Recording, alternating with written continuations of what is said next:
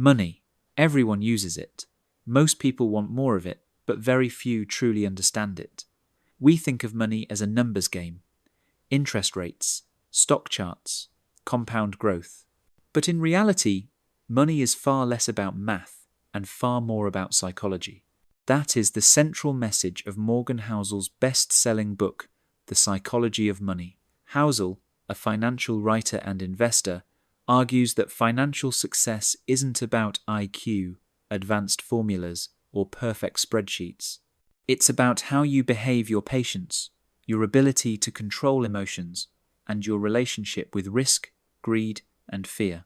Welcome to 10-Minute Books, the channel where we break down the world's most powerful books into practical lessons you can absorb in just 10 minutes.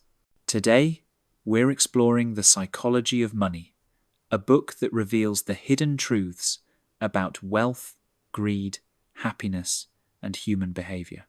Housel organizes the book into 20 timeless lessons. Let's explore the most powerful ones. Lesson 1. No one is crazy. People make financial decisions based on their own experiences, not universal logic. If you grew up in poverty, you may see money as security. If you grew up wealthy, you may see it as opportunity. The stock market crash of 1929 shaped one generation with fear, while the boom years shaped another with optimism.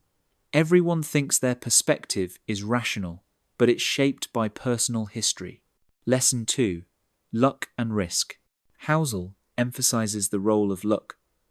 Bill Gates became Bill Gates partly because he had access to one of the only high school computers in the world at the time. Others, equally smart, never had that chance. At the same time, risk can wipe out even the talented. The lesson: respect luck, respect risk, and never assume outcomes are fully in your control. Lesson 3. Never enough. One of the biggest dangers in finance is the endless chase. Housel tells the story of a man who lost billions because he wanted just a little more. Wealth without contentment leads to ruin. The wise person knows when enough is enough. Lesson 4. Compounding. Compounding is not just a mathematical principle, it's a force of nature. Warren Buffett's wealth comes not only from skill, but from starting young and letting money grow for decades. Compounding works best not with brilliance, but with time and patience. The lesson: start early, be consistent, and let compounding do the heavy lifting. Lesson 5. Getting wealthy versus staying wealthy. Housel argues that these are two different skills. Getting wealthy often requires risk-taking, boldness, and optimism. Staying wealthy requires frugality, humility, and paranoia. Many people gain riches and then lose them because they never switch mindsets. True success is not just building wealth, but keeping it. Lesson 6. Tails drive everything. In investing and in life, a small number of events account for most outcomes. A few giant successes or a few massive failures make all the difference. Most companies fail, but a few become Apple or Amazon and shape the economy. For individuals, 1 or 2 good decisions, like saving consistently or avoiding debt, can outweigh dozens of small mistakes. Lesson 7. Freedom. The highest form of wealth, Housel says, is not fancy cars or big houses. It's freedom, the ability to do what you want, when you want, with whom you want. Money is valuable because it buys control over your time. That's worth more than luxury. Lesson 8. Save money. You don't need a specific reason to save. Just save.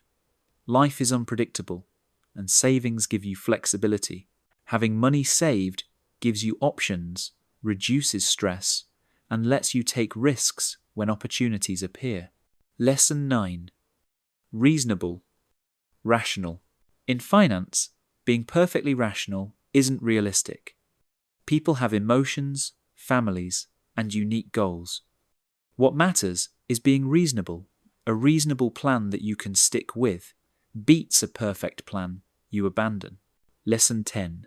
Surprise. The world is full of surprises. Most financial models fail because they assume the future will look like the past. But history is full of unprecedented events, wars, pandemics, crashes, booms. Housel advises humility.